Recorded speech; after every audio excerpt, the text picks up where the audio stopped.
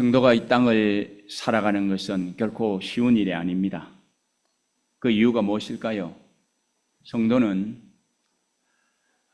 하늘에 소망을 두고 그곳을 향하여 나아가는 그런 삶을 살아가지만은 또 다른 측면에서는 하나님의 나라와는 전혀 속성이 다른 이 땅에서 살고 있기 때문에 그렇습니다. 이 땅은 죄악도 많고 유혹도 많고 불의와 불법이 성행하는 그런 곳이기 때문에 그렇습니다. 그러므로 신령하게 살아야 되고 또 세상에서도 살아야 되기 때문에 어떤 면에서 보면은 이 양면성 이중구조적인 삶을 살아내야 되는데 이게 쉽지 않다라는 것입니다. 그러나 성도가 이 세상을 살아가는데 쉽지 않은 삶을 산다고 해서 그냥 아무렇게나 살아서는 안 됩니다. 염세적으로 살아서도 안 되고 그냥 도피적으로 살아서도 안 되고 성도는 성도답게 살아가야 됩니다. 그러므로 세상을 이길 수 있는 지혜가 필요합니다. 그래야 이 어려운 세상을 우리가 이기면서 살아갈 수 있지. 안 그러면 세상이 휘둘리고 그냥 여러 가지 면에서 실패할 수밖에 없습니다. 그러므로 우리가 내세를 향하고 복음을 가지고 믿음으로 승리하는 삶을 살아갈 수 있는 이런 비결을 우리는 배워야 됩니다. 우리가 성경을 펼쳐보면은 이 세상을 살면서 험한 세상이고 힘든 세상이지만은 이기며 살았던 많은 사람들을 볼 수가 있습니다. 그런데 오늘 저는 그러한 많은 사람들 중에서 한 사람, 가장 성공적으로 살았다고 이야기할 수 있는 한 사람, 이 다윗의 삶을 우리가 한번 살펴보기를 원합니다. 그래서 그의 삶을 거울 삼아서 우리도 이 험한 세상을, 유혹 많은 이 세상, 자칫하면 넘어질 수 있고 실패할 수밖에 없는 이 세상, 힘든 세상을 이기면서 나아갈 수 있기를 원합니다. 저와 여러분들이 다 아는 것처럼 다윗은 결코 순탄한 삶을 살아갈 수 있는 그런 시기에 태어난 사람이 아니었습니다. 그러므로 그가 태어나서 온갖 환난과 고초를 다 겪으면서 살았습니다. 그렇지만 그는 결국 인생의 승리자, 성공자로 살아갈 수 있었습니다. 우리가 성경을 보면 다윗이 얼마나 힘들고 어려우게 살았는가 하는 것을 볼 수가 있는데 특별히 우리 사무엘상 18장부터 31장 말씀까지를 보면 그런 삶이 잘 이렇게 소개되고 있습니다. 다 말씀드릴 수가 없기 때문에 간략하게 말씀을 드리면 다윗은 자신을 죽이려고 하는 이 사울 왕을 피해 다니면서 하루하루 그냥 사느냐 죽느냐 하는 그런 위기 속에서 살아갔던 것을 우리가 볼 수가 있습니다. 그러나 비록 그가 그런 절박한 위기 속에서 살았지만 그런 삶을 포기하지 않고 좌절하지 않았다는 것입니다. 자기에게 주어진 삶을 충실히 성실히 잘 감당해냈더라는 것입니다. 그래서 결국에는 그가 이스라엘의 왕이 되고 그리고 또 후세에 위대한 업적을 남겼을 뿐만이 아니라 메시아의 조상이 되어서 성경을 펼치며 그가 엄청난 축복을 받은 사람으로 소개되고 있다라는 것입니다. 자, 그러면 도대체 무엇이 그 힘들고 어려운 환경 속에서 살았던 다윗을 그렇게 승리한 자, 성공자로 만들 수 있었을까요? 우리는 많은 것을 이야기할 수 있겠습니다만은 저는 오늘 두 가지만 말씀을 드리기를 원합니다.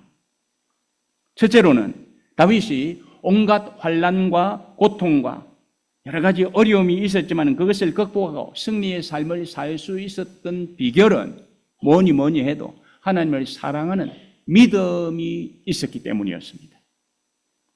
다윗이 얼마나 믿음으로 살았는가 성경 전체를 우리가 펼쳐도 다 볼 수 있을 것입니다만 그러나 저는 딱 한 곳 시편 23편 그것을 잠깐 펼쳐보기를 원합니다.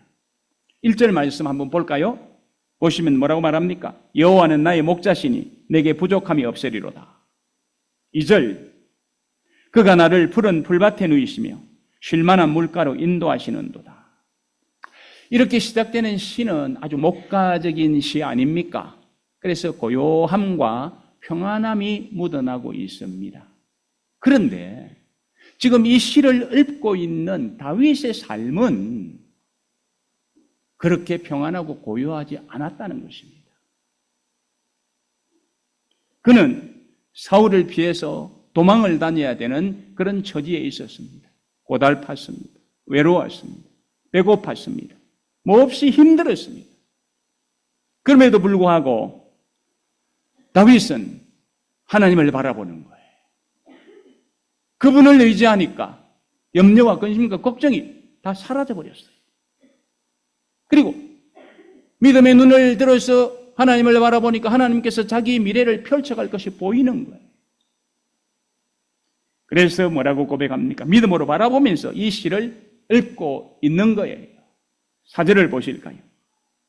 내가 사망의 음침한 골짜기로 다닐지라도 해를 두려워하지 않을 것은 주께서 나와 함께 하심이라. 주의 지팡이와 막대기가 나를 안위하시나이다. 그의 지금 현실의 어려움을 다 주님께 맡겨버리고 하나님이 다 모든 것을 책임져 주실 것이라는 그런 믿음으로 그냥 하나님을 고백하고 있는 것을 볼 수가 있습니다. 이것으로 세상을 이기는 거예요. 그러므로 여러분들께 도전드립니다. 힘들고 어려운 일이 왜 없겠습니까? 그럴 때 하나님을 바라보시면서 이렇게 믿음으로 찬송을 하시기 바랍니다. 몇 번이라도 좋습니다. 찬송가 384장을 특별히 택해 보았습니다. 계속 불러보시기 바랍니다. 1절만 소개해 드립니다. 나의 갈 길 다가도록 예수 인도하시니 내 주 안에 있는 긍휼 어찌 의심하리요. 믿음으로 사는 자는 하늘 위로 받겠네. 무슨 일을 만나든지 만사 형통하리라. 무슨 일을 만나든지 만사 형통하리라. 이게 그냥 내 마음에서 뭉클해질 때까지 힘들고 어려울 때 계속해서 한번 불러보시기 바랍니다. 이런 믿음의 고백을 가지고 살아가는 사람은 반드시 하나님이 승리의 길로 이끌어 주실 것입니다. 성경을 보니까 그래요. 우리가 히브리서 11장을 펼쳐보면 거기에는 많은 사람들이 소개됩니다.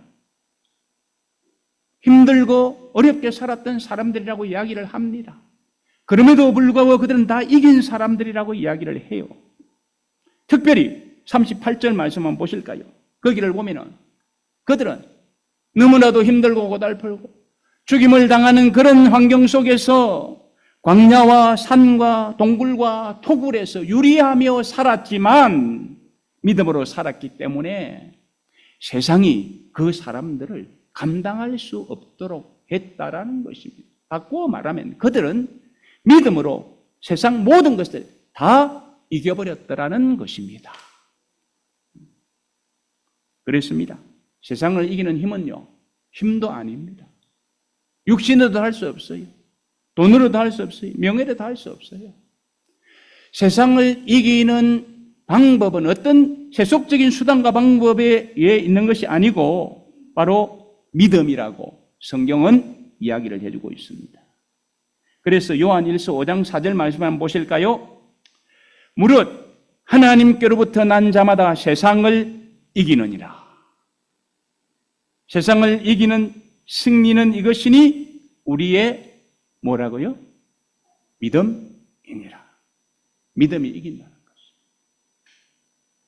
그러므로 우리는 세상을 이기는 이 믿음이 있어야 되겠습니다. 그런 믿음은 하나님을 사랑할 때에 우리가 가질 수 있는 것 아니겠습니까? 하나님을 신실히 의지할 때 가지는 것 아니겠습니까? 하나님이 주신 약속의 말씀을 붙들 때에 그 믿음을 가질 수 있는 것 아니겠습니까? 그러므로 어떤 상황 속에서 하나님을 사랑하면서 하나님을 의지하면서 그 말씀 붙들고 믿음으로 이기는 삶으로 나아갈 수 있었으면 좋겠습니다. 우리 앞에 아무리 어려운 일이 있고 아무리 험한 세상이 펼쳐진다 하더라도 이김을 주신 이가 하나님이시기 때문에 그렇습니다. 이 은혜를 누리면서 살아갈 수 있기를 바랍니다. 두 번째로, 다윗이 이 세상에서 승리한 비결, 그것은 어떤 환경이나 학벌이나 재산이나 앞에서 말한 돈이나 어떤 권력이나 명예나 이런 것이 아니었습니다. 그 비결은 바로 다른 것이 아니라 주변에 있는 사람들로부터 민심을 얻었다는 것입니다. 이런 사실은 오늘 우리가 이제 펼친 본문 말씀, 사무엘상 22장 1절로 2절 말씀에 잘 나타나고 있습니다. 자, 한번 보실까요? 1절, 2절. 그러므로 다윗이 그곳을 떠나 아들람 굴을 도망하며 그의 형제와 아버지의 온 집이 듣고 그리로 내려가서 그에게 이르렀고 환난당한 모든 자와 빚진 모든 자와 마음이 원통한 자가 다 그에게로 모였고 그는 그들의 우두머리가 되었는데 그와 함께한 자가 400명 가량이었더라. 이런 사실은 다윗 시대에 얼마나 많은 사람들이 다윗에게로 몰려왔고 또 다윗은 그들과 함께 했는지를 보여줍니다. 사람이 함께 할 수 있다는 것은 마음이 합해야 되는 것 아닙니까? 다윗은 그들의 민심을 얻어서 한 공동체를 이룰 수 있게 되었더라는 것입니다. 그리고 우리가 성경을 읽어보면 다윗은 날이 갈수록 많은 사람들로부터 인심을 계속 얻는데 심지어는 누구로부터 인심을 얻는지 하면은 자기를 죽이려고 했던 사울의 왕이었던 왕자 요나단으로부터도 민심을 얻었어요.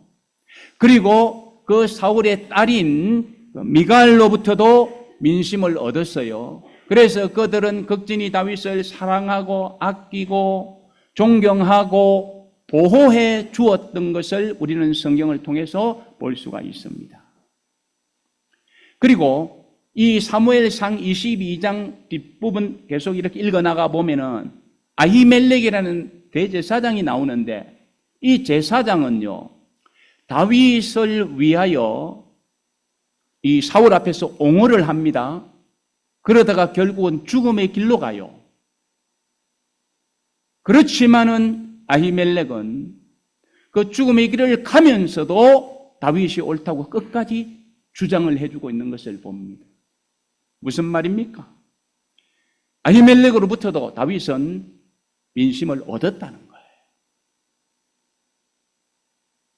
그렇다면 무엇이 다윗으로 하여금 사람들의 사랑을 받고 민심을 얻고 그를 위해서 충정을 가지고 섬길 수 있는 이러한 관계가 형성이 될 수 있었을까요?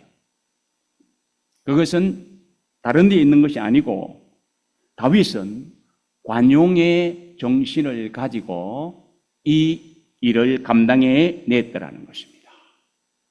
관용이 뭡니까? 온유라고도 이야기할 수 있습니다. 상대방을 너그럽게 받아들이는 마음입니다.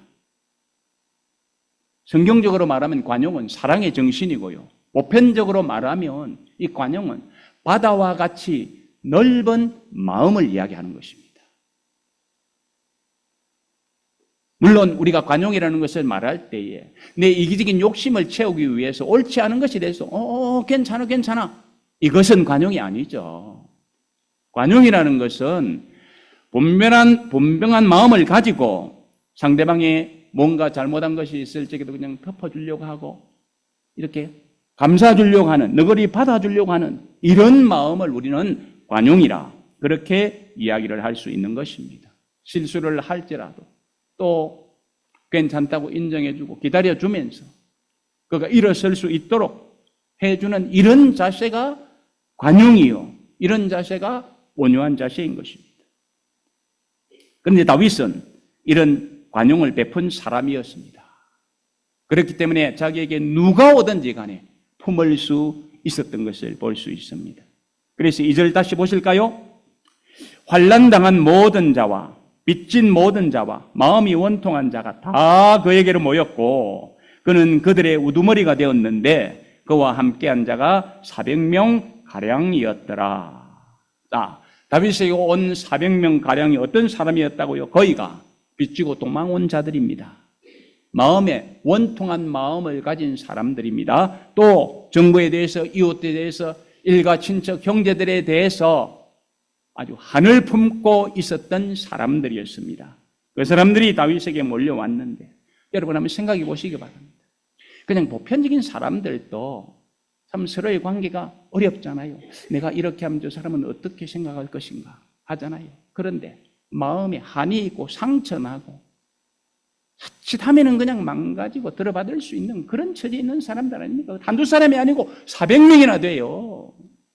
그런데 그런 사람들, 다루기 힘들고 골치 아픈 사람들인데 다윗과 함께 하더라는 거예요. 그리고 그들이요, 다윗 왕국을 세우는데 아주 큰 공헌을 하는 사람들이 됩니다. 놀랍지 않습니까? 여러분들은 어떤 사람들을 좋아합니까? 뾰족한 사람들을 좋아합니까? 아니면 부드럽고 온유한 사람을 좋아합니까?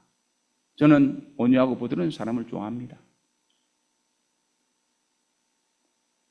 그러므로 뾰족한 사람에게는 친구가 없어요. 떠나가요. 아무리 그가 바른 말을 해도, 그죠? 경험했죠, 그죠?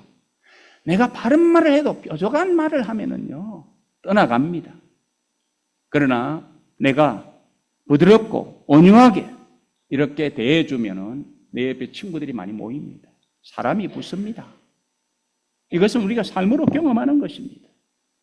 아브라함 링컨도 그런 것을 경험했다고 합니다. 여러분들은 아마 들어보셨을 것입니다. 링컨이 선거 유세를 하고 대통령이 되기 위해서 활동을 할 때에 정적이 있었는데 스탠톤이라는 아주 유명한 사람이 있었다고 합니다.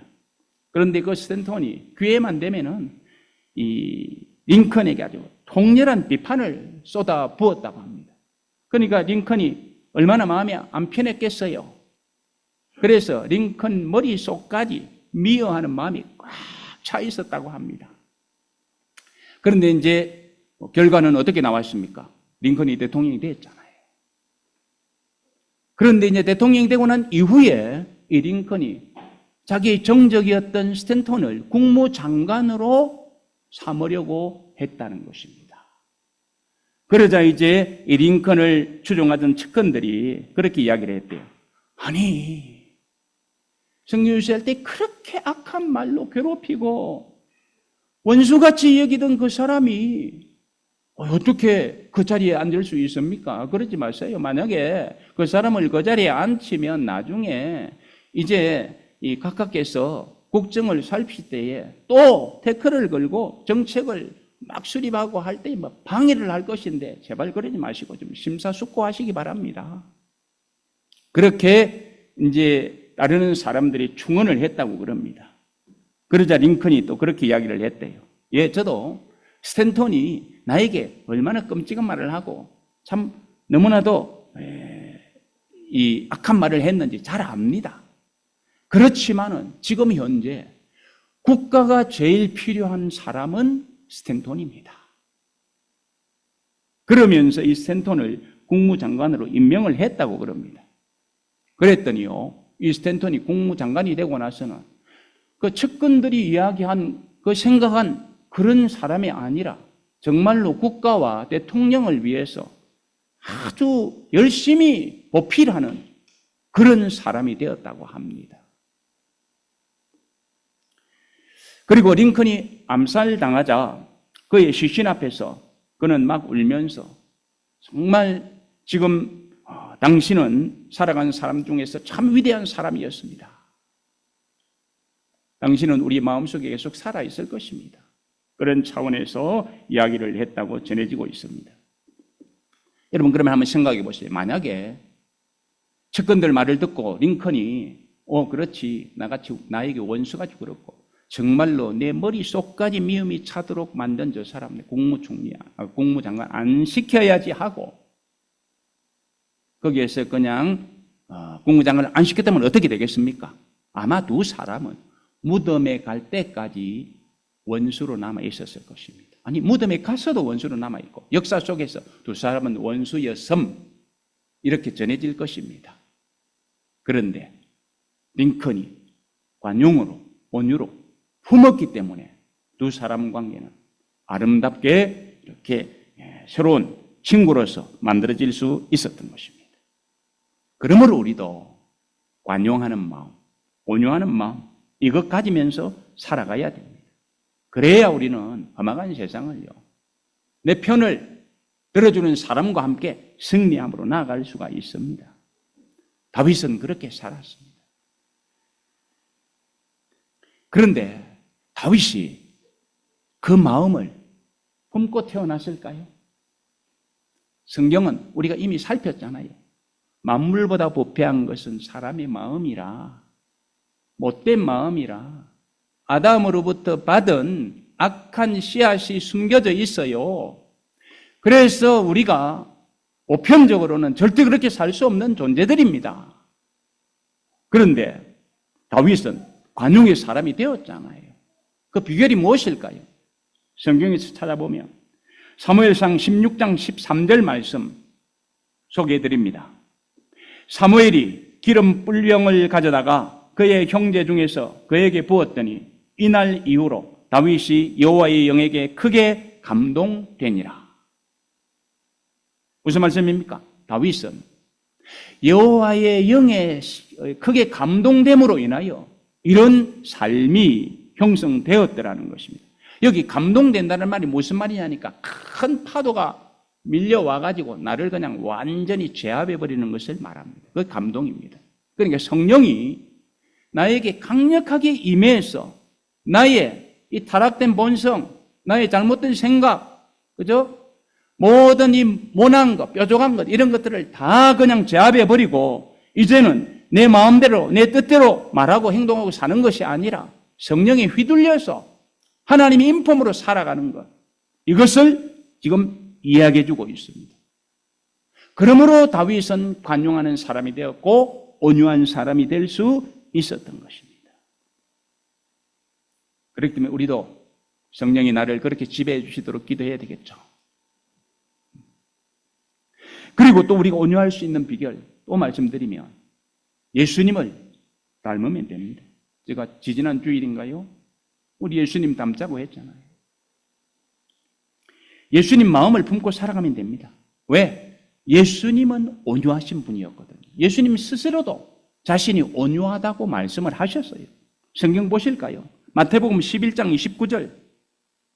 나는 마음이 온유하고 겸손하다. 예수님은 온유하다고 스스로 말씀하셨습니다. 그러면 예수님이 얼마나 온유하셨는가? 보기를 한번 말씀을 드립니다.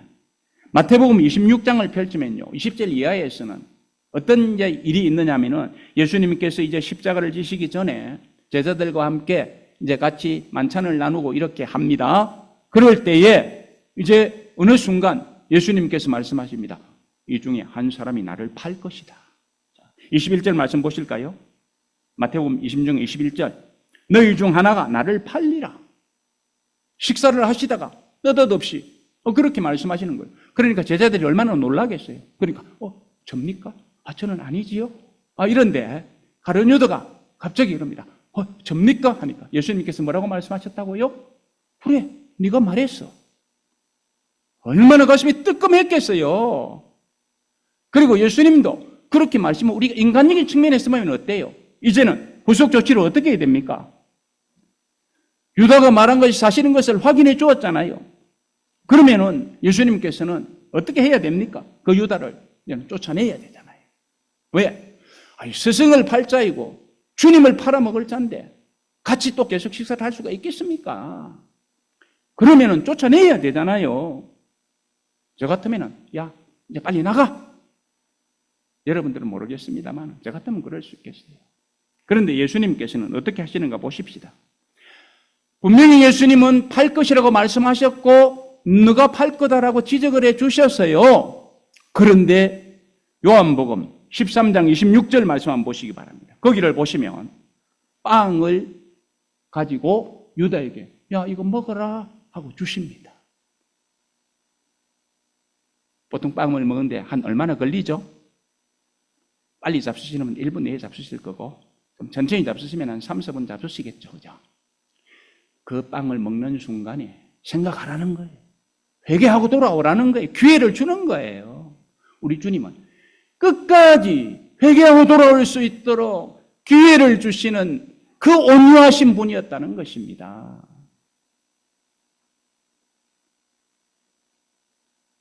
그런가 하면은 예수님께서는 베드로에게도 온유하셨잖아요. 네가 나하고 울기 전에 나를 어떻게 해요? 부인하겠다고 했잖아요. 그런데 우리 주님은 온유한 눈빛으로 베드로에게 그것을 감당할 수 있도록 기다려 주셨지 않습니까? 그것뿐이 아닙니다. 예수님께서 이제 붙잡혀 가실 때 다 도망갔잖아요. 그리고 부활하고 나서도 예수님 바라보지도 않고 다 그냥 각자 흩어져서 자기 삶 현장으로 돌아갔잖아요. 어떤 면에서 예수님을 버린 자라고 이야기할 수 있잖아요. 그런 제자들에게도 예수님께서 나타나셔서 음식까지 준비해 놓으시고 얘들아 와서 이거 먹어라. 그럴 수 있는 분 손 한번 들어보세요. 쉽지 않을 것입니다. 뿐만 아닙니다. 예수님께서는 자기를 조롱하고 침뱉으면서 십자가에 못 박으라고 외치던 사람들을 향하여 어떻게 기도합니까? 아버지요, 저들의 죄를 용서해 주십시오. 저들이 알지 못해서 그럽니다. 온유한 주님 아니시면 이런 기도 절대 드릴 수가 없는 것이죠.